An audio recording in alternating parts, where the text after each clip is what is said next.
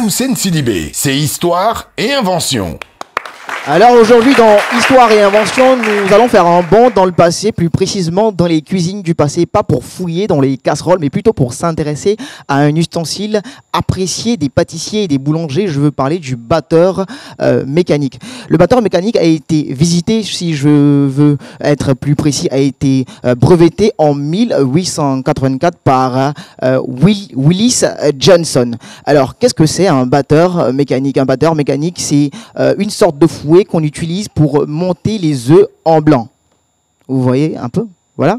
Pour monter les œufs en blanc. On l'utilise généralement dans la cuisine, donc lorsqu'on veut se faire un bon petit gâteau au chocolat, ou dans les pâtisseries, ou encore dans les boulangeries. Et dans ces genres de domaines-là, on utilise un grand batteur. Il faut dire que les batteurs, à l'époque, étaient dotés d'une manche à laquelle était rattachée une série de fils de fouet à ressort qui permettaient de mélanger et de mixer, sinon de faire remonter les différents ingrédients lorsqu'on devait cuisiner.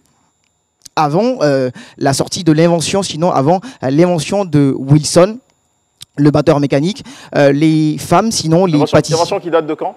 1884. D'accord.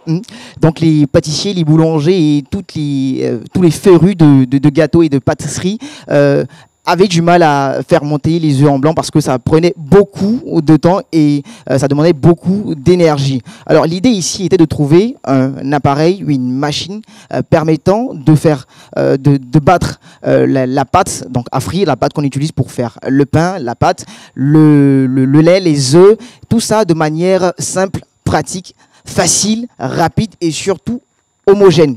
Parce que les dames me le diront, quand on cuisine un gâteau et que la pâte n'est pas homogène, le gâteau, après, il n'est pas bon. Vrai ou pas? Ouais, c'est vrai. On dirait qu'il n'y a personne qui sait cuisiner un gâteau ici. Hein. Si. C'est vrai. On est juste attentifs. Ah, d'accord. Il n'y a pas de problème. En fait, il faut dire que Wilson était en avance. Qu'est-ce que je dis? Wilson, j'ai contracté son nom. Willis était en avance sur son temps parce que à l'époque, c'était pas un batteur qu'il avait mis en place, c'était un malaxeur. Un malaxeur, donc c'est cet appareil-là qui permet de transformer la pâte, sinon de transformer la farine en pâte et donc d'avoir après transformation une bonne pâte avec laquelle on peut faire du pain. Donc Wilson avait déjà, à l'époque, mis en place un malaxeur. Donc malaxeur qui a été utilisé comme batteur à œufs à cette époque-là. Ok.